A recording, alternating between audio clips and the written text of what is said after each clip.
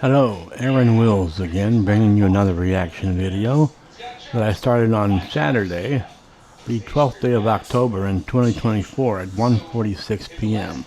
Along with welcoming you to my channel, allow me to thank you for watching. Please comment, like, and subscribe before sharing this video and turning on the post notification bell. That would be much appreciated. Thank you so much.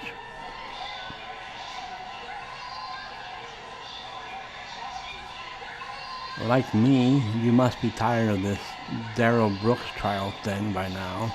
So, when I go to youtube.com, I'm going to try to do a writing video. I'm going to try one that won't get me copyrighted. Like, I did a Claire Fraise video and it didn't get me copyrighted, so maybe I'll do Claire Fraise again. I only kid her and got me copyrighted, so I won't do her, that's for sure. I mean, I'd do her. I'm saying I'm not going to do her video. I don't know how that would work anyway. Alright. Here we go.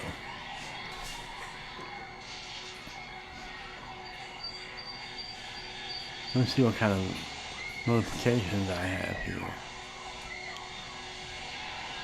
I have Ludwig, I don't know who that is.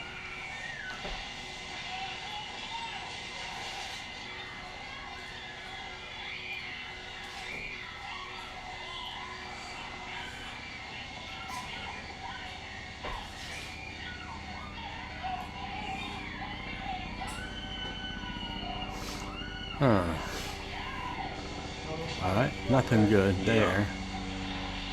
Let's put a Claire Fraise. Let's see what of hers we can watch. Where's she at? Where you at, Claire Fraise? Where you at? I'll find you. You can't hide from me very long. L-A-I-R-E. Where's that? Got it, Pablo. Claire Acid Sweat. This is Claire Fraise writing dialogue. Alright, well, I don't know if we've done this one yet, but we'll try this one. Well, we must have done it because I searched for it. I just saw her. Where'd she go? Where'd you go, Claire? I just saw you. There you are. What's going on? When I come across dialogue tags other than said/asked, replied.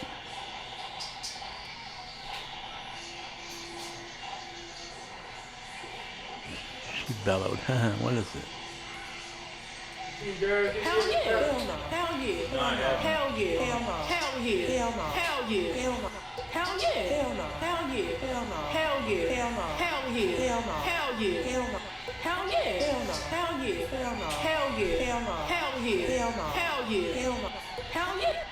Hell no. What the hell is this? Some kind of short, was it a TikTok kneeling or a book talk?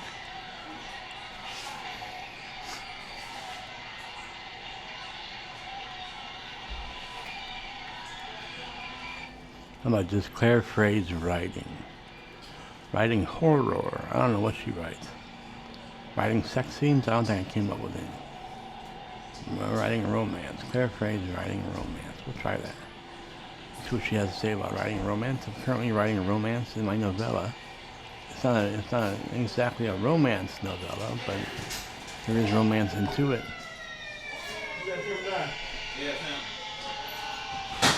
Wow. She's talking about happy endings in romance books.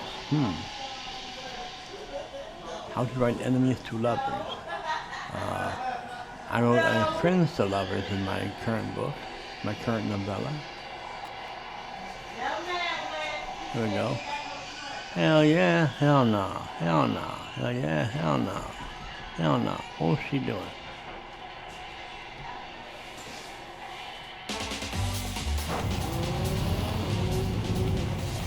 Five all-new minis, one unrivaled Motortober, now through November 30th. Hello everybody and welcome back to my channel. My name is Claire Fraise and I am an award-winning young adult author who makes videos on this channel sharing the action. I imagine happy endings isn't young adult.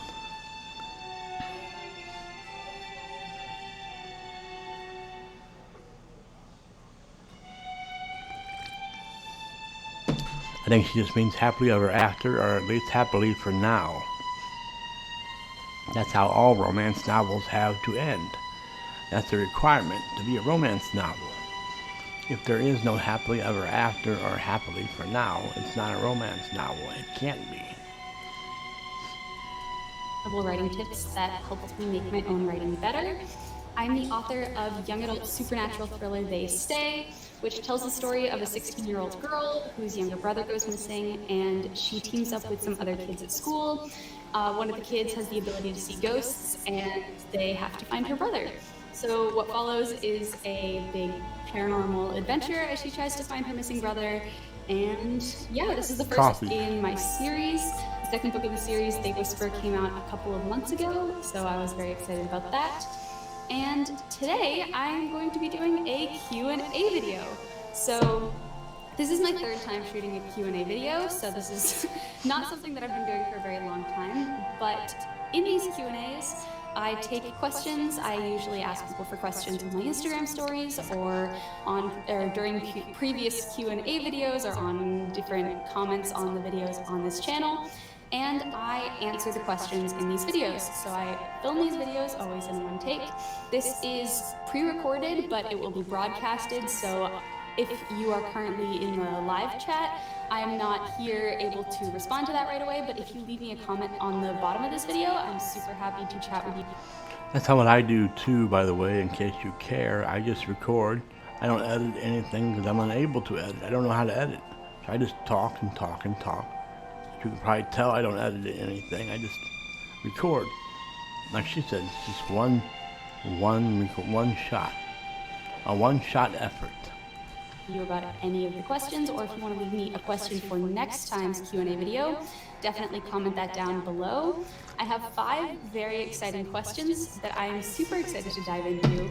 But before we get into that, make sure to like this video and subscribe to my channel. I make tons of videos about writing craft, giving you all of the different pieces of advice that really helped me grow as a writer personally, things that I've heard in classes or read in books or just found as I've been experimenting and learning how to write. So I'm sharing all of the most useful stuff for me on this channel, and hopefully that will also be useful for you. So yeah, like and subscribe, and without further ado, let's dive into these questions. So the first question that we have today is, how do you write a good enemies to lovers book? So, full disclosure for this question, I have not written an enemies to lovers romance before. I have a subplot in my series that is arguably similar. They go from being enemies to being friends and then get romantically involved, but that's I enemies to don't read a lovers. ton of YA fantasy, and a lot of enemies to lovers is not my favorite trope. So I'm not an expert in this, and I'm not going to try to tell you that I am. However, from a conceptual level, if I were to try to tackle an enemies to lovers story, I believe that every good enemies to lovers is non-toxic. So a big issue that I have with a lot of enemies to lovers books is that person A is, that they're enemies because they're kind of horrible to each other, and maybe person A displays some toxic behavior and person B is really hurt by that and then they're enemies, or person A did something really, really bad to person B in the past. Or maybe it's situational, but person A and B are very nasty to each other and really toxic, and as soon as they get together, all of that toxicity is just brushed under the rug and people pretend like it never happened at all. I really, really hate that. I really get very frustrated when that kind of behavior is glossed over in this sort of like happy ending, tied up in a bow ending at the end of the story. So to me, the best enemies to lovers is situational enemies to lovers. So the reason that person A and person B are enemies is because their families are enemies and have a big long family feud. Romeo and One Juliet. is an assassin who is hired to kill the other one, or there's some sort of situational something that. Romeo and Juliet is an enemies to lovers, but it's a tragedy. It's not a happy ending. It's not a romance. It's a tragedy. is the reason that these two people are enemies. So the plot is standing in their way, and their toxic behavior is not actually super toxic, but it's them carrying out a job. Like if they're hired to kill the other person, they are hired to do that. So their behavior towards the other person is not just because they're being a jerk to that person or abusive toward that person. So that to me is the best one. So if you were thinking, if you are approaching a story as you want to write an enemies to lovers story, I'd brainstorm some unique situational scenarios where two people would naturally be pitted against each other. So, whether it is the hiring to kill the other person, I see that trope frequently in young adult fantasy, but there are many, many more creative ways to do that. Or just like a unique take on that one is hired to kill the other person, or just brainstorm some kind of situation like that. And then you can add in all of the juicy, fun tropes that come with enemies to lovers, like adding in lots of pining for the other character, or having the subtle attraction between characters that builds over the course of the story. And then the angry confession of love, which is the reason that so many people love reading enemies to lovers. Or the, who did this scars trope, where the person is seeing the other person's scars for the first time. It's like, who did this to you? I would never do this to you. Or, those kind of scenes. So you can add those in after you have a sort of situation. But I think that the best enemies to lovers that I see, or the things that people love about enemies to lovers that I see on Book Talk or on Instagram, are always that it's a slow burn, and also The only two author tubers books that I read 100 Days of Sunshine by Abby Emmons, and I also read Pistol Daisy by Natalia Lee. I think they both can put their money where their mouth is. As far as those two books are concerned. Again, I read Pistol Daisy by Natalia Lee and 100 Days of Sunshine by Abby Emmons, which I loved, by the way. I liked Pistol Daisy too, but I loved 100 Days of Sunshine. I really loved that book.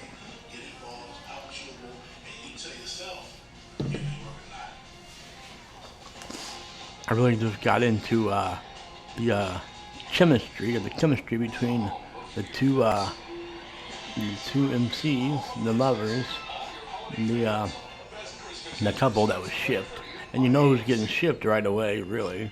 That's fine. I don't like to be fooled. I like to know who's getting shipped, and then I want them getting shipped. I don't want to be fooled into who's getting shipped. So we know who's getting shipped in that book.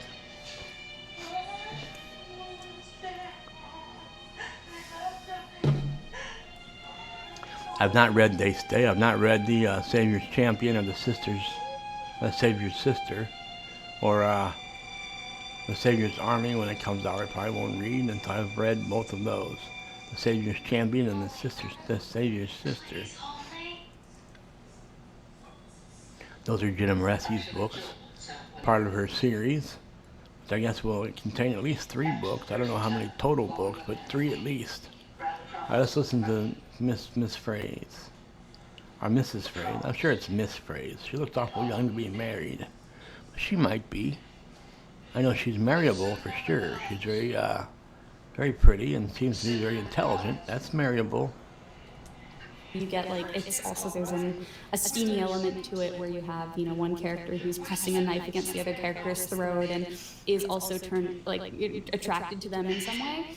So I think the trick with enemies to lovers is figuring out how to convey that attraction between the characters in a way that you're showing it and not telling it, because the characters themselves are enemies and they don't want to be attracted to that other person, but they can't help it. So I'm actually doing this with the book I'm writing right now.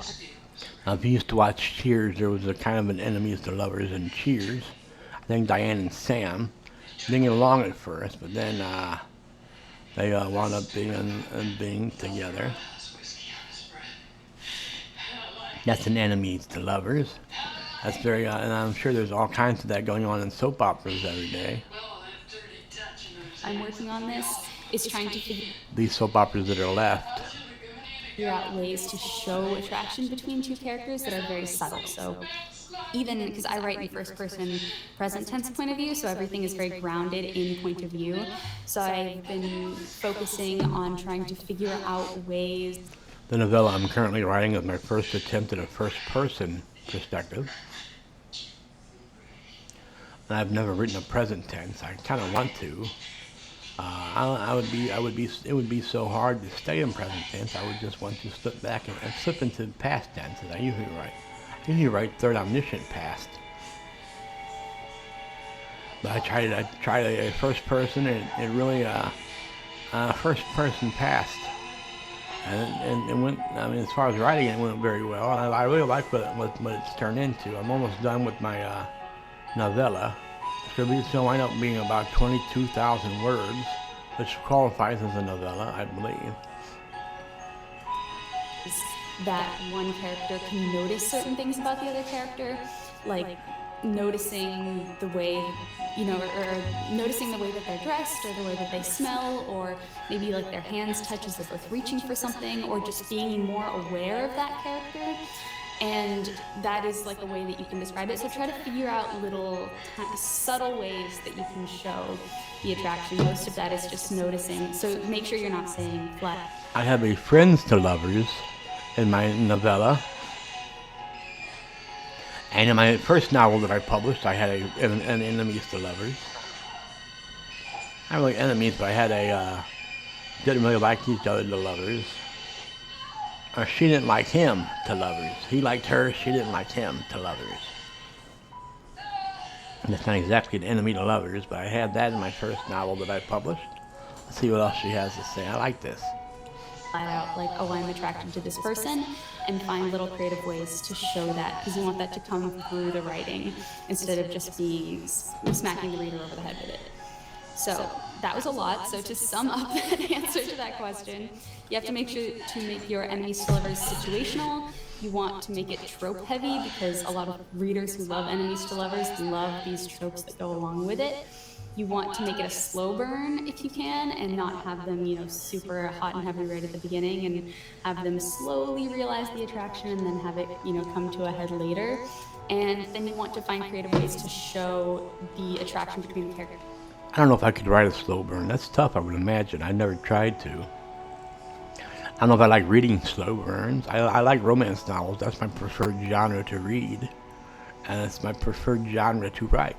First I published a romantic thriller, and now this is another romantic thriller, I would say. So I like to write romance, apparently, and that's my preferred genre to read, romance.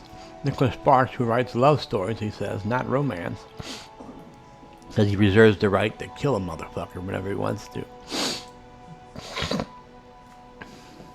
There's not always a happily ever after in Nicholas Sparks' stories. That's why he calls them love stories instead of romance novels. But I do love Nicholas Sparks. He's my favorite contemporary writer. I guess next is Stephen King.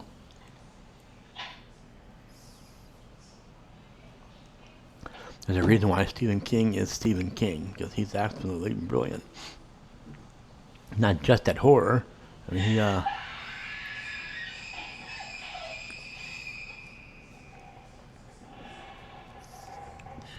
mean, he just flat out right. That's all there is to it.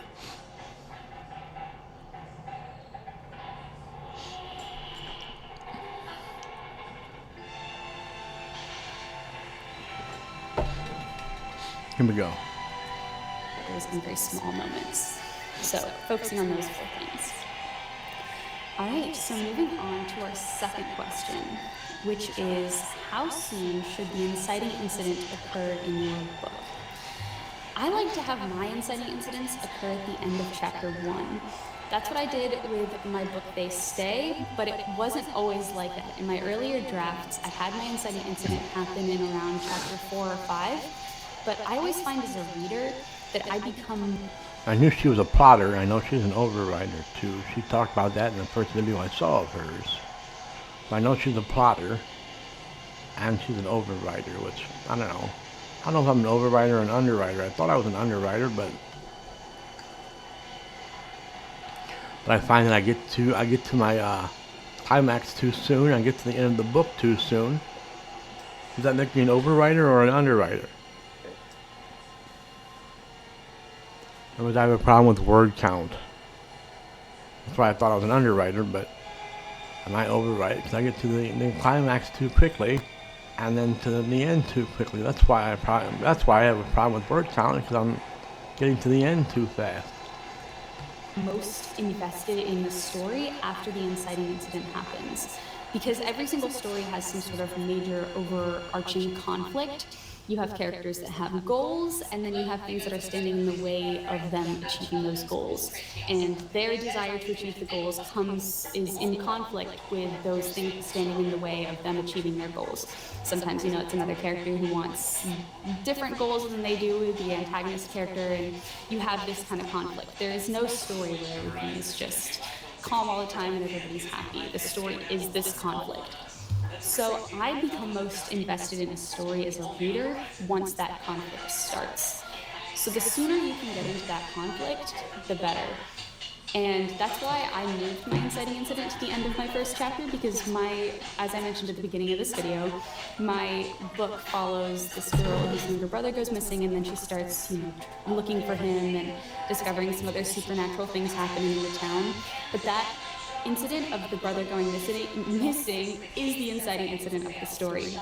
So originally when I wrote the book, I wanted to set up the town, I wanted to set up her relationship with her brother, I wanted to introduce some of the other major players who would later become important in the story before the brother went missing. So I think in my first chapter I had the younger brother at baseball practice, and then I had her going to school and seeing her boyfriend and seeing this other weird girl at school who she didn't really talk to, and seeing the guy she didn't really like in the halls, and then going back and seeing her brother and picking him up, and then going home, and then you get introduced to their unstable family life at home, and then after that her brother goes missing. But by the time all of that was over, it had been a couple of chapters. And I remember getting some feedback early on when I don't exactly remember how I got this feedback, but it was probably beta reader feedback or professor feedback, that it took a while for people to be invested in the story.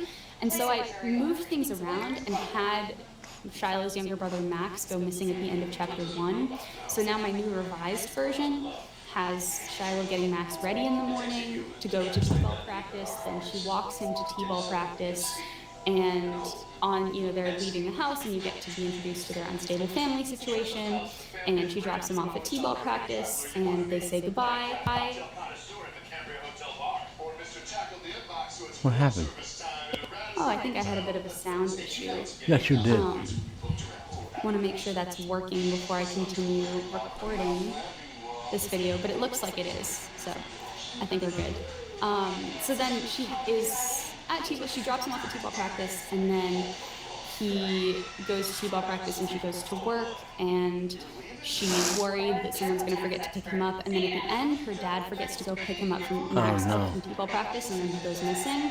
So then the chapter ends with Shiloh realizing that Max is missing. So then the chapter ends, and then it moves on to the next character. I learned to end chapters with a tiny cliffhanger, or a tiny, cliffhanger. I don't know what else to call it, but that's what I do now in my writing. Is I pick good spots to start my new chapters, even if it's not a very long chapter. In my first book, I had some pretty short chapters in the way after the after the formatting. There's sometimes where, you just basically read one page, and there's a new chapter, you read that page, and the next page, and then there's a new chapter. I just didn't write sometimes I didn't write very long chapters. Sometimes I write very long chapters where you're reading forever before the next chapter kicks in. In this novella, I'm trying to make them, pretty even. I've been writing very long chapters in this novella, not on purpose. This is how it turned out. All right, let's listen to what she has to say. And introduces the next protagonist. So because I bring the conflict in, by chapter 2, I'm already able to dive into the supernatural elements happening in the town and introducing other characters, and then the other characters who I focused on introducing earlier in the book are able to be brought into the story where they are organically starting to enter the story. So I would argue end of chapter 1 if possible. If not possible, maybe definitely within the first 4 chapters of the book. I would say as soon as possible, because that is going to be the moment where I think you're really going to hook readers into your story. It's always the moment that I get hooked into the story. It's always tough for me to get into stories when I start reading, so the sooner that inciting incident happens for me, the sooner I'm able to be invested. So that's my opinion, but I'm sure other people have different opinions than me. And also, if you have a story that requires a lot more world building than mine did, because mine's set in a contemporary world, you might need to have 1 or 2 more chapters before you get to the inciting incident, because setup can be very important. Okay, or I'll say within first 5 chapters. Chapter 1 if you don't need a lot of world building. Moving on to our third question, which is, what do you advise for revising a first chapter to effectively introduce the protagonists and concisely while also being engaging? So this is a very good question, because overwhelming the readers by introducing many characters at the same time is not a good thing. I know also as a reader, when I'm reading a book and many characters are introduced in the first chapter, I am unable to keep track of which characters are which, and they stop losing much meaning to me as a reader, and I am not able to keep track of them in my head, and it's not very engaging because I can't connect to any character.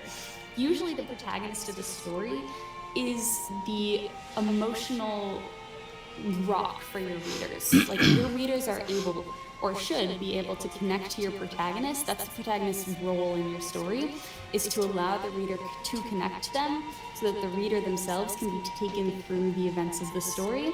Because if your reader identifies with the protagonist in some way, they can experience the story more viscerally than if they were just looking on from the outside. So if you introduce many protagonists at once, you're not really allowing the reader to have time to connect to the one character that you want them to connect to as they travel through the story. And you can have multiple protagonists, and that's totally fine, but you want to make sure that you give your readers time to get to know them instead of introducing them all at once.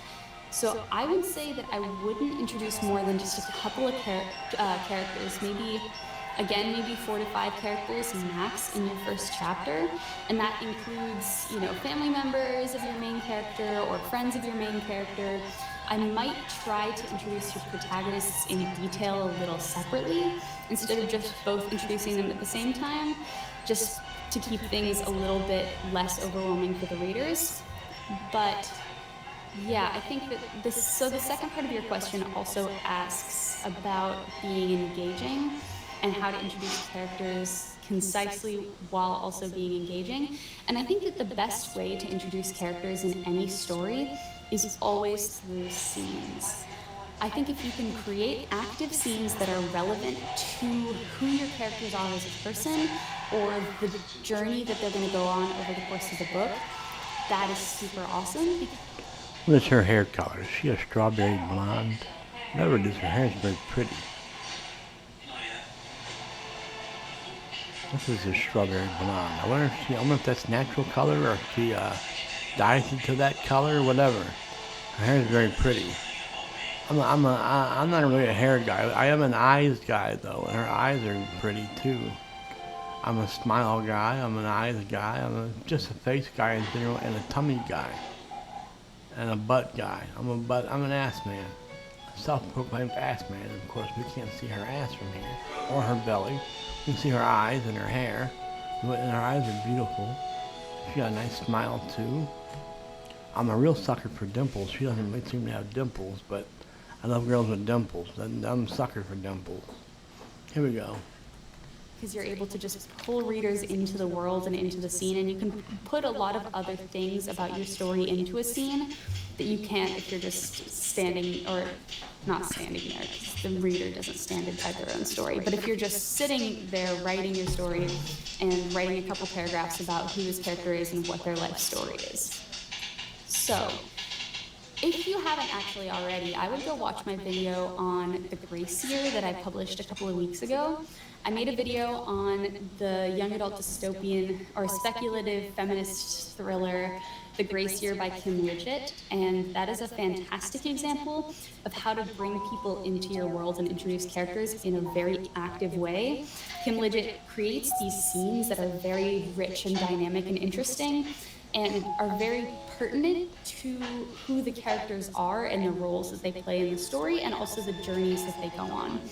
Because I'll talk about my book as an example, because I know, it's easier for me to do that because I understand all of the reasoning behind why I chose to do certain things in the first chapter.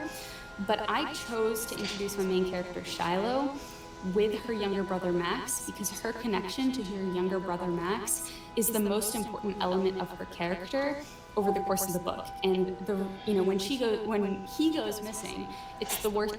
Now I want to read They Stay. It sounds pretty good. I might put that on my TBR list. Thing that she could ever possibly imagine happening to her. It just guts her, it rocks her entire world, and she just doesn't know, she can't function or think properly until he's rescued. Like, she needs to go find him, and her desire to protect him is the driving force behind the story. So it was always really... I have to go pee-pee, so I'm going to hang this up now before I wet myself. But I'll come back again a little later, but I'm going to hang this up and upload it, and then use the urinal. Not that you guys give a fudge sickle, but I figured I'd throw that in just for those of you who care. Can't imagine there's any of you who care that I have to go pee, but I don't know, maybe you do. You might be wondering why I'm hanging up the video so soon. That's the reason. I have to go pee. Gotta go pee-pee, yeah, you know me. Who's gotta go pee-pee? Every last told me. Important to me to introduce her with him. So what I decided to do